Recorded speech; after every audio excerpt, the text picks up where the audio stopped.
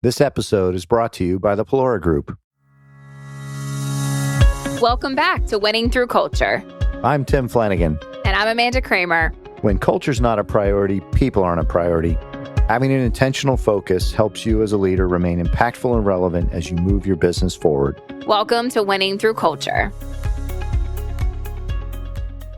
So welcome to a very exciting episode of Winning Through Culture. Tim and I could not be more thrilled to be with you today as we celebrate our 100th episode. It is hard to believe that we have been in the airways for that long.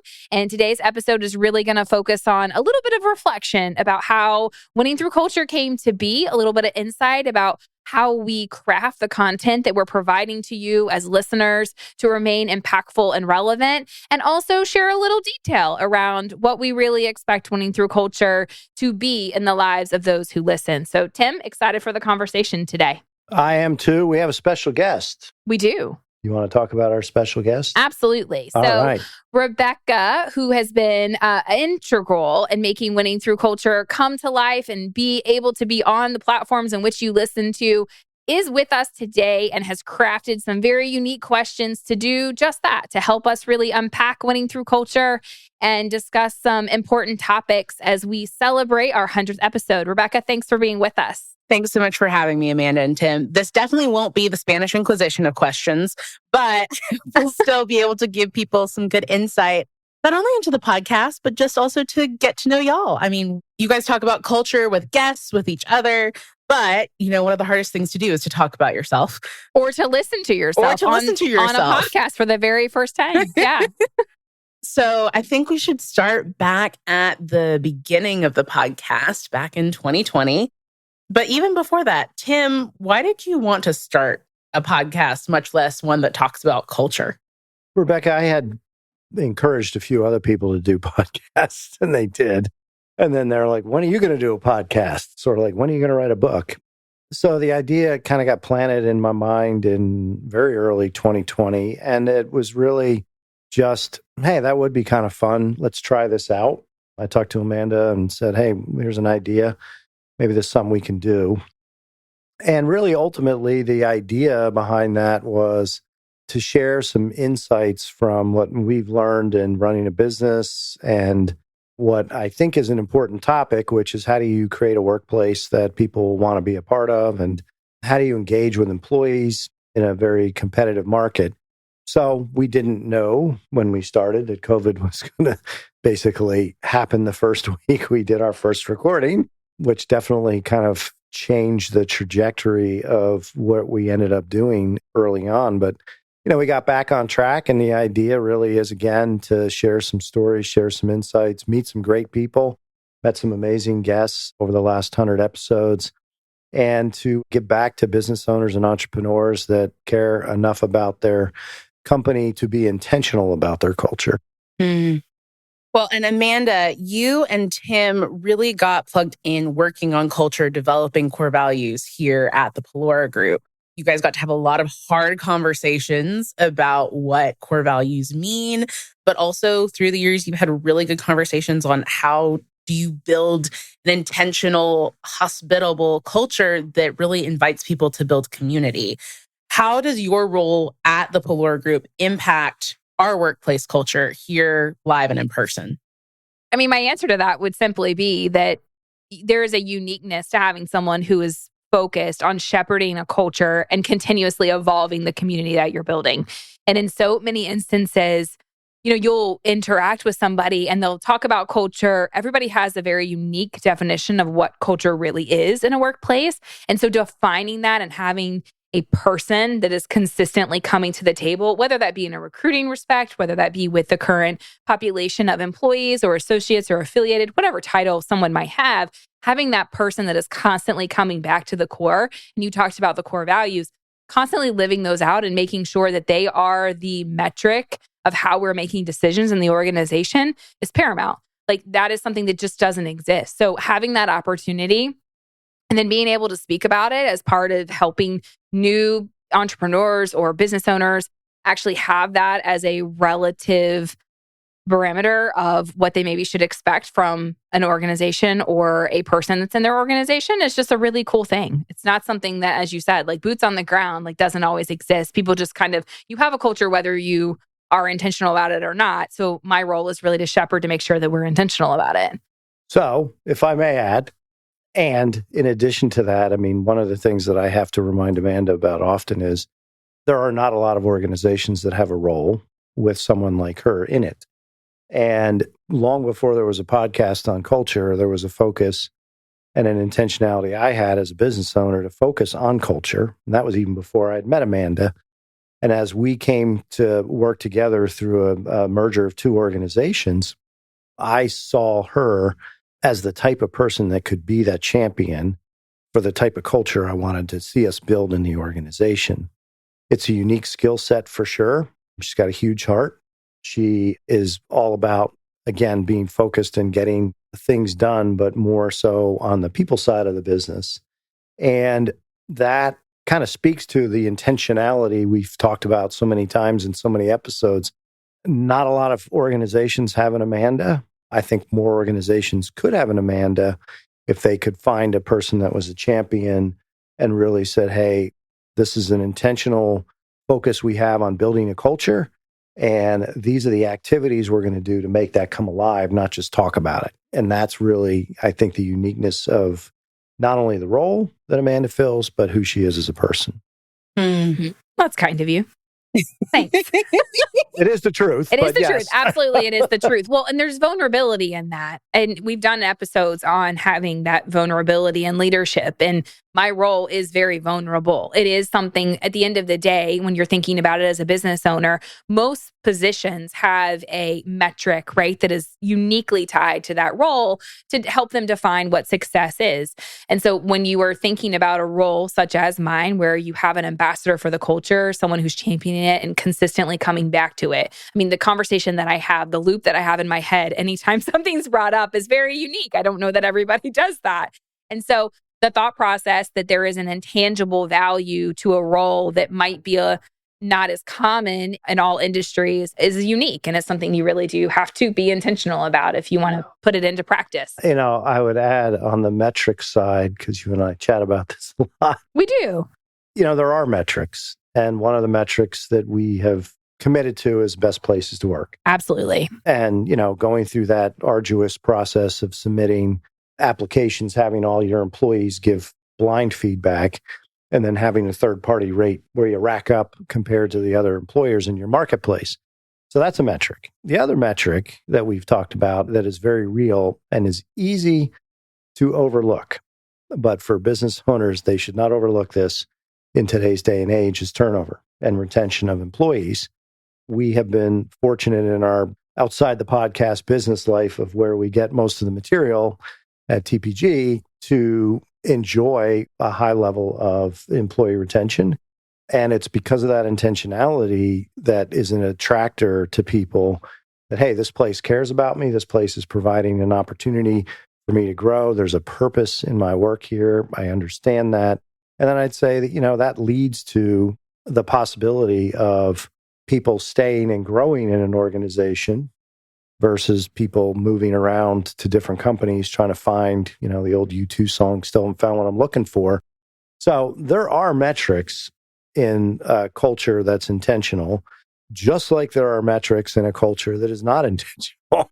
And that is high turnover, you know, employee issues. And again, we are fortunate because of the intentionality of the culture we've developed in our day-to-day business life to also be able to attract talent in a very competitive environment. So I am constantly reminding Amanda that there are metrics to her role. We may not track them on a spreadsheet. Right. And I think that's really what I meant more in that intangible sense. Yeah.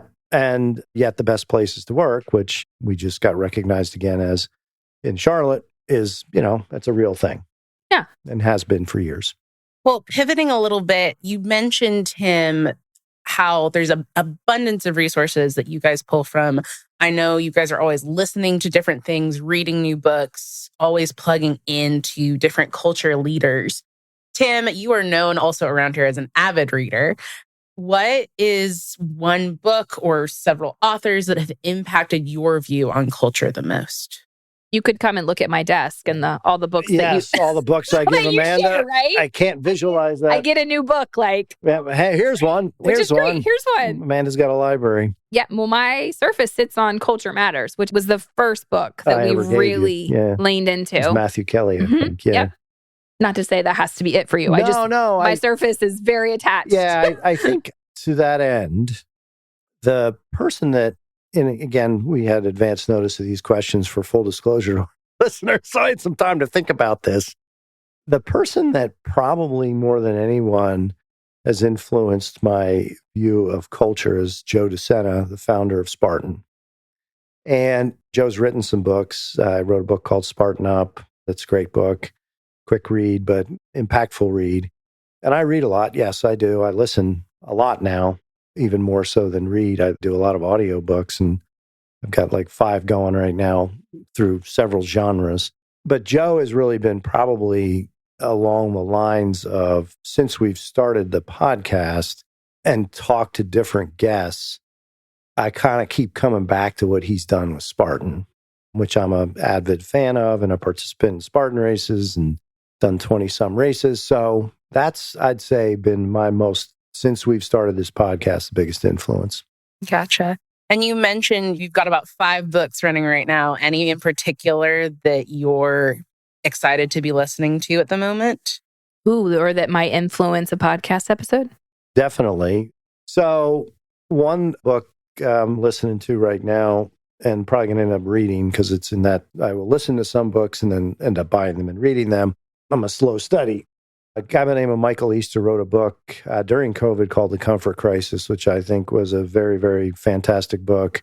He has just written another book called The Scarcity Brain. And I gave Michael's book, The Comfort Crisis, to several folks. And I ultimately have seen the impact people that read it and took the message to heart have had. And that gets into, again, a culture done well can affect people's lives, not just their business life, but the rest of their life. So Scarcity Brain's an interesting one. I'm not through the whole thing. His writing style is unique because he tells a story about an experience he's having, and he goes all over the world to have them. And then he kind of gives a scientific study of proving his point. And it speaks ultimately to the fact that we are wired in 2 ways. One is a scarce mindset. So, to not think from an abundance perspective. And 2, quite frankly, is the addictive personalities, the nature of human nature to be addictive, and how that's being played upon by several of them. I'll just say several organizations that get to us through our phone. So that's a very eloquent way to put that. I liked it. Well, let's be honest. I'm trying to be politically correct with the way I answered that or stated that. Understandable. The other one that I'm reading that is from a former guest of ours, Jordan Rayner, and it's not out yet. He sent me a preview copy, and I'm halfway through that. It's called The Sacredness of Secular Work, and it's really good. I am supposed to talk to him, I think, in 2 weeks to give him some feedback, which will be interesting because, again, I'm halfway through it. I'll get through it soon enough. And then I just finished one last night, which speaks to culture from a different perspective. It's called The Pineapple Express. It's a story written by a retired military person, Scott Mann, about how the government completely failed at getting the people they promised to get out of Afghanistan, and how a completely volunteer group of retired military people and some active duty inside the wire got literally hundreds of people out. And the end of the book, he pulls no punches in kind of calling out the U.S. government and people by name in their utter failure to honor the commitments that were made to get people out of Afghanistan. And I think what I got out of that, I know this is a long answer, Rebecca, but, a culture that is focused on the leaders looking good and feeling good about themselves and really just being all about the optics of who they are or how people perceive them, by and large, when you look at those themes, are toxic cultures, and they do a lot of damage. So those are just 3 of, unfortunately, like I said, I've got like 3 more swimming around. I'm a little overboard right now in my reading/listening. Fair enough. I think that happens to all of us at different points. So, Tim, with all of the things you're reading right now, do you think you'll ever write a book? Yeah, I do. I got a co-author. I got to convince that if we're going to do one on culture. I don't know who that would be. Yeah, well, yeah, I think you do. Yeah. I don't want to write a book just for the sake of writing a book. I think that's very fair. There's a lot of them out there. Yeah, there are. And I have ideas, but I haven't gotten that total spark of inspiration that says this is something people need. But it is an aspiration of mine, yes. So, Amanda, we were just talking about a bunch of different leaders and books and sources that inspire us. Who is a culture-centric leader that inspires you? I would have to say Victoria Labalme. She's a keynote speaker. She's written books. In general, she's just an amazing human being. But there is one TED Talk that she did. It's called Risk Forward. And it actually influences me probably the most in the sense that this concept is to have your heart wide open, step forward, maybe a little unsteady, and kind of like leap into that next phase. And so when you asked earlier about just generally the role that I have and how that impacts the workplace that we have created in the community that we're continuously evolving, that is something that I am constantly coming back to. Because when you think about the fact that culture is an evolution, change is going to be instituted, you really have to have that ability. And Tim mentioned this in his very kind remarks about me and my role, is that I do have a very large heart. And sometimes I put that out there very frequently, but I also know that it's not going to be perfect. Sometimes you just have to take that next step. And her concept and how she influences just the general thinking of that's totally okay, you don't have to have it all figured out, has been really instrumental to me and moving forward. That's great. Okay, so there wouldn't be a 100th episode without revisiting why we're here in the first place, jumping back into the whole why behind winning through culture. So this question is for both of you. Why does culture matter to you? The core issue of it is this, that as a business owner, there are all kinds of challenges to running a business in today's day and age. And I genuinely believe that you're going to have a culture, whether you are intentional about it or not. Culture is effectively, when you get a group of people together, how they behave. And so by being intentional about the type of culture you want to have, I think you can create an environment and really a community, which goes back to one of my comments about Joe DeSena. That's the masterfulness of what he's done with Spartan, is create a community people want to be a part of. And people feel that they're a better person as a result of being a part of that community. And that entails all kinds of things, how well they do at their job, the type of impact their work has, how they do personally, and their life outside of work. But that, to me, Rebecca, is really important. That, again, as a business owner, you could say, the primary purpose of business is to make a profit, which is ultimately true. But how you get there, I think, is what matters. And that's why this focus of culture, to me, matters a lot, because you get there.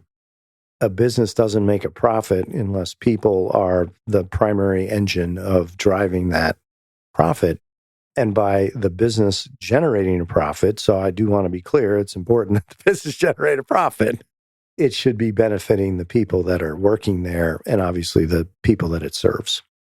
Well, and for me, I would say culture, as Tim mentioned, is really, as you put a group of people together, that it's their norm, it's their behavior, and it's at the end of the day, when no one's looking, what their actions actually show up as. And so when I think about the importance of culture and the focus of this podcast is to really help entrepreneurs, business owners, and leaders have that lens and be able to have tools and resources that they might not otherwise have to ensure that that progression of culture is meaningful and looks at that complete person, because every single individual that you invite into your organization is bringing a skill set, is bringing also their own experiences to the table. So creating that community and normalizing the fact that everyone is different and we all have that ability to create something together is really meaningful to me. And when I think about the culture that we're consistently building, that is taking that into account and making sure that everyone has that opportunity to have a voice and having a best place to work, right? Like everyone wants to come to work. And to Tim's point, the business needs to be profitable, but where you have the most joy and impact in that space is when people feel recognized, appreciated, and valued. And so when you come together from a cultural perspective, you want to make sure that you're building an environment where that there's enough trust that that can take place.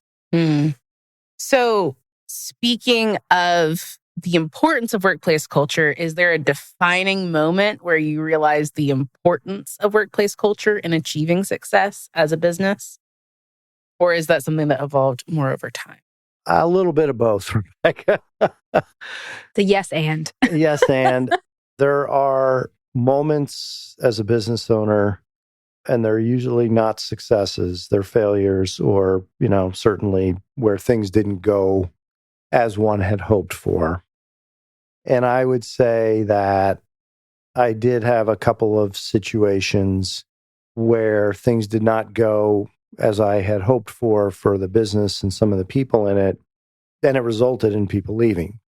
And as I reflected on that experience, that is where I think early on the seeds of culture were planted in my mind. And I don't even remember reading, or it just kind of hit me, hey, there is a culture here. And what had happened was there was some discussion around culture, and I would put it in a not so healthy category. And I was like, you know what? There is a culture here, and we have not paid any attention to what we've allowed it to become. And so that was where the seeds were planted. And then from a business perspective, again, trying to engage talented individuals, I realized that you can pay people so much, you can offer great benefits, we never did ping pong tables or beer taps, but if you are intentional about that culture, you can attract the right type of people to the organization. So that seed was planted, and then I had an episode in C12, and that's when I realized that's really the only way to differentiate yourself as a business with your workforce is the intentional nature of your culture. Again, is it healthy? Is it not? And then I met Amanda through this acquisition merger we went through, I guess 7 years ago now. Time gets by us. But It does. When I met her and we had this conversation, I was like, oh, that's somebody I can work with, because I knew I couldn't carry the ball on my own, that can help me shape this and be intentional and drive it. And that's when, we really kind of got serious about it. Well, and to elaborate on Tim's point, there's always been this essence of culture, but I don't know up until the point in which I met Tim that I really was able to articulate that is something that we were working on. You know what I mean? Like, you just hadn't gotten to that place. So having that, and I remember the conversation like it was yesterday. We were sitting at another broken egg in Valentine, and just the dialogue that we had, like it just came to fruition so much so that we ended up having breakfast the next day together to finish the conversation. Like that's how important and ingrained it became. And honestly, if I reflect back on it, that was the first, what we consider a culture conversation that I had ever had without knowing that that's what it was, right? I was asking the questions that I now ask to the employees and the associates, the advisors, all of our affiliated parties, when it comes down to, again, the question you asked earlier about the role that I facilitate in the organization in my daily work life. That was really the first inflection point for me around culture and how it's really going to come to fruition. And all of the work that we talk about on this podcast really came from that very first breakfast, which is just cool to see. Good conversations always start over breakfast. I know, right? Like, how can you go wrong? I used to do that all the time. I was sitting there, I'm like, I don't do that as much anymore. Bring them back, Tim. Sit in traffic. Well, let's jump to the podcast. And you've had so many different guests over the past 100 episodes with great insights, great information, both advisors that work here at the Pelora Group, but also amazing outside authors and speakers and great connections and friends. What's one topic that you guys have discussed on the podcast that's changed how you approach culture since those conversations happened? There's so many to pick from. But Tim mentioned earlier, and then of course I'll let him speak to this. Tim mentioned earlier Jordan Rayner, and we did an episode, and I want to speak more about the topic than the guest in this respect. But the whole concept of redeeming your time. And when we think about ourselves as leaders, as business owners, as entrepreneurs, there is a busyness that we all get caught up in. And just his concept, which I know is based on his book, that was one of the topics I think that was more formative for me around, and we keep using this word, right? The intentionality, but really, how are you redeeming your time so you can show up as your best self and ultimately put that energy where you want the energy to be returned? That was one that has really just resonated and kind of carried me through a lot of our discussions. Okay. Cool. I would say for me, the theme is invest in your people because that's investing in your business. And as you look at the different episodes we've talked about, and again, we had some topics that were, I'll say, timely to a social situation in society. Yes. But even there's an investment in people. And that's the best way to invest in the business, is invest in the people. And that shows up in a lot of different ways, not just paying people a bunch of money. That's exactly what I mean by that statement. But it's, how do you help people have a purpose when they come to work every day, know that the work they do matters, and give them a path to grow and flourish and discover and figure out who they are, and then create more opportunities so that that process can be repeated. So that's, I'd say, the general gist of 99 episodes prior to this one that I can distill down. What do you think is an underrated episode or topic that you guys have touched on over the past 3 years that more people should plug into or reconsider? Underrated. That's a tough one. It might not be so much underrated, but there is, and I know I mentioned this a little bit earlier about like the busyness that we get caught up in, right? So, and Tim mentioned about maybe he needs to do more breakfast meetings and not sit in traffic. And we know that the consumership of podcasts is typically on your commute, right? So it would be on your way to work, your way home, your way to a meeting, whatever that might look like. And there was one episode that we did most topically focused around the concept of not trial and error, but trial and effort. And that is one that I feel very strongly about as a leader in an organization, that there is, again, that concept of energy, and where you put it, it will return. And so making sure that, you will have very complex and complicated scenarios and situations in your daily life and your business life, and being able to be vulnerable enough to acknowledge that those exist. And then at the end of the day, that it's the amount of effort that you're putting into that culture that you're building, that community, and specifically that person or that group of people that you're supporting in that scenario or situation is really important, because you're never going to get it 100% correct.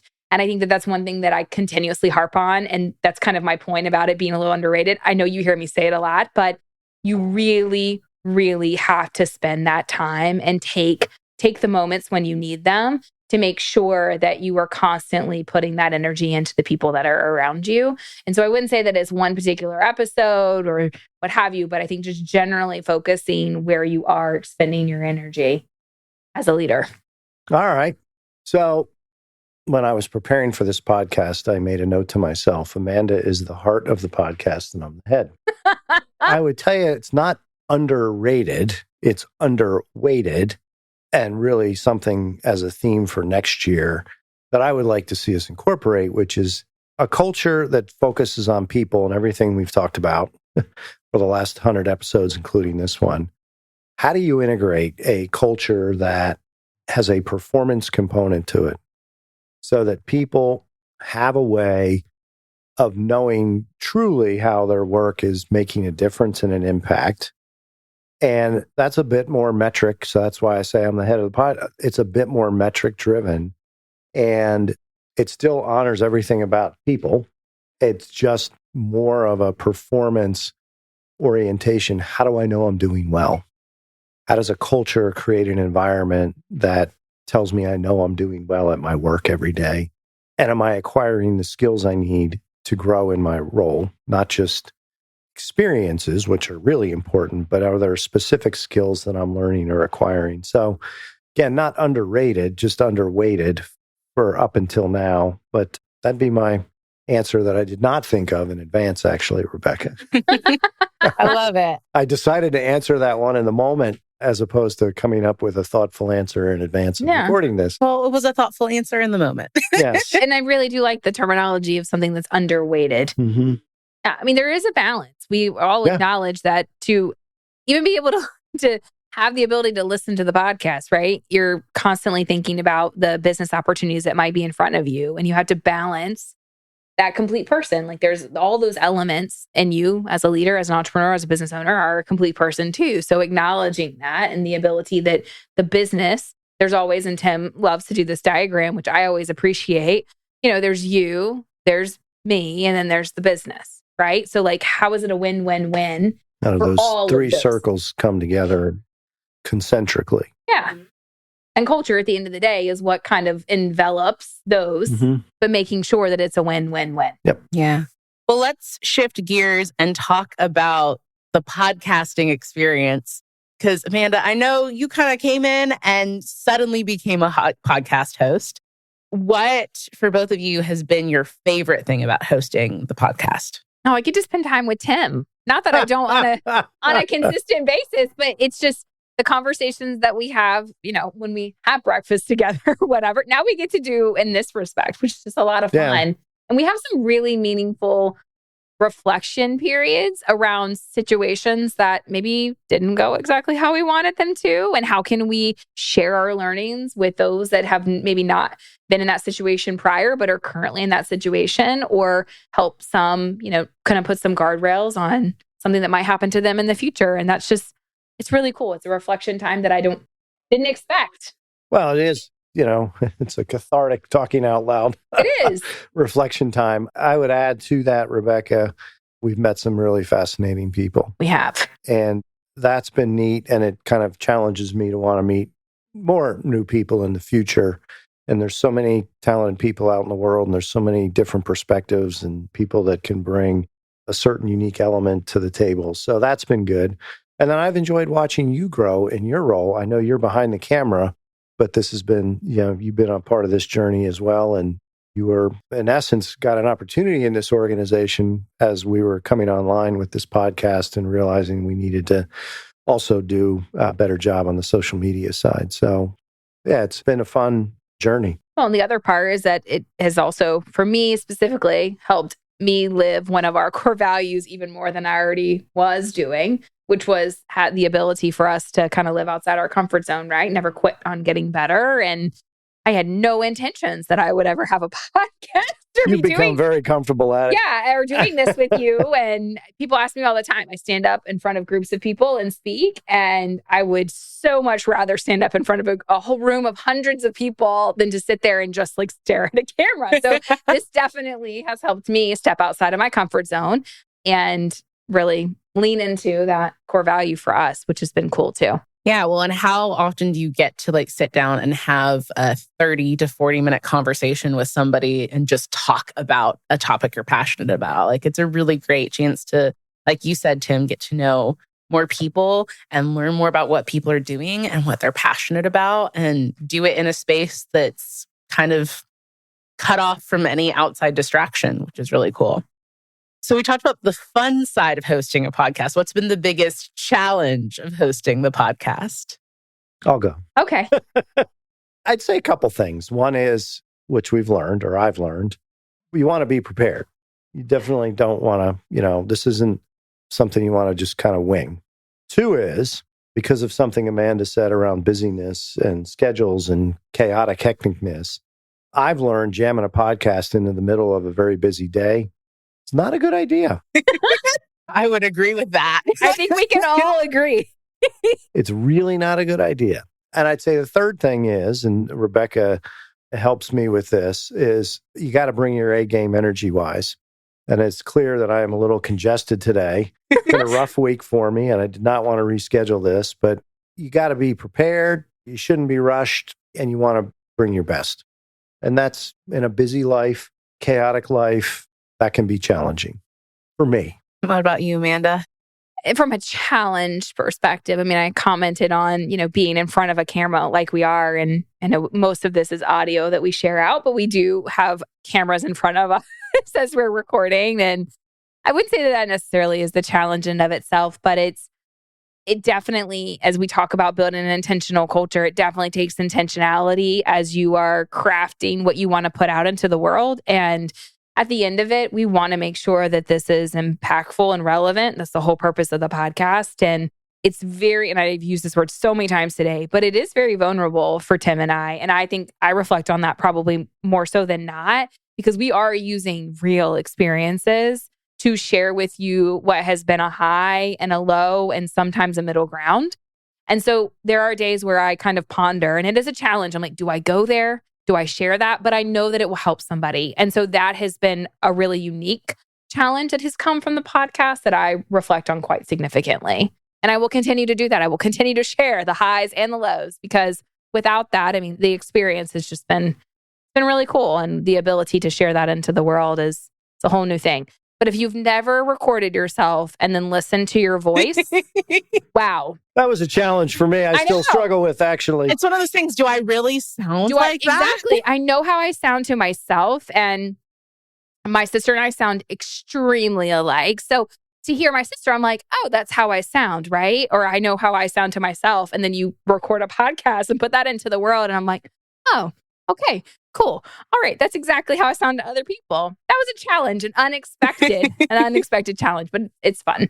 Well, speaking about challenges and also living outside our comfort zone, what is one way you have each grown, changed, or dug in deeper to building culture since you started the podcast? Okay, I have to hop in first on this one. I bet you do. So we do have an episode on this, and I also have shared this quite significantly over our 100 episodes together. But the questions that I ask when I'm doing culture conversations have evolved significantly since we started this endeavor. And that has been so rewarding to see. And I've shared them. They're in the show notes and all that fun stuff of what I traditionally ask. But just the evolution of that, I have really dug into making sure that I'm getting the most out of every conversation, because it is so important, because that is how we are agile as an organization and ability for us to continue to be relevant. I'm sure if you've traveled, like you get on public transportation and there's the sign on the floor that's like, mind the gap between the platform and the train you're going to get on.